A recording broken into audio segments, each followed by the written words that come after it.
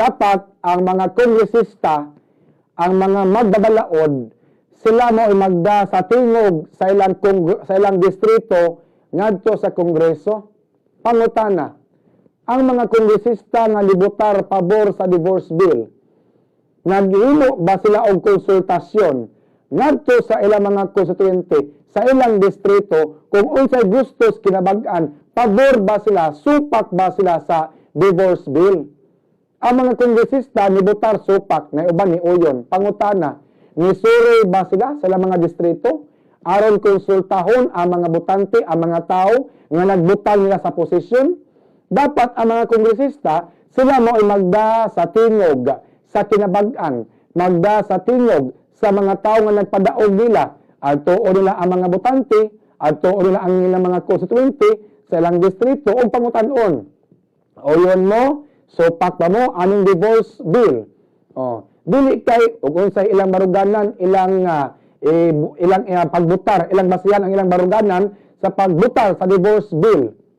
Ilaw na itong gikonsulta pod ang mga butante, ang mga tao ba sa lantas sa tagsa ka mga distrito, kay dapat ang mga kongresista sila mo imagda sa tingog sa mga butante sa ilang distrito ngadto sa Kongreso. So, dadon ang tingog sa mga botante, dadon ang mga baruganan sa mga botante ngadto sa Kongreso. Kung sa may majority sa kinabag-an o silang gusto, so pak ba o yun ba? So, dapat yun na unta ang kongresista.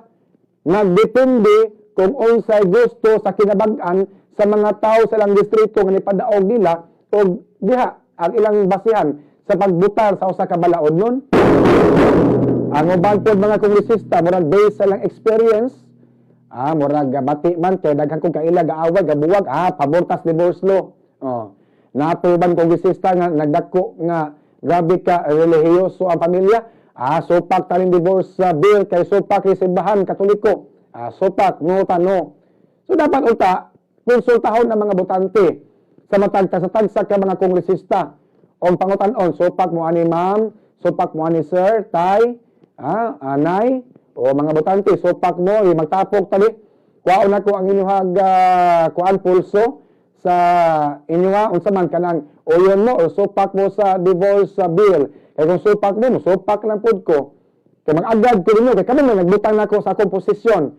Kami may nagbutang na ko sa akong pwesto. Di ka ba mga majority nga nibutar na ko, nga mamahimo kong congressman, nga nahimo kong congresswoman, o sa mga inyong gusto, supak mo or uyon mo sa divorce bill. Kaya kung uyon mo, uyon sad ko. Kaya kung supak mo, supak lang pod ko. Mag-agad ko rin kay kami mo ay nagpadaog na ko. Kay kami mo ay nagbutang na ko sa akong pwesto nga nahimo kong kongresista. Ana unta to? Dili kay mabuta, pinasikad silang baruganan, base silang experience. Kaya dapat practical po bangunahon ba?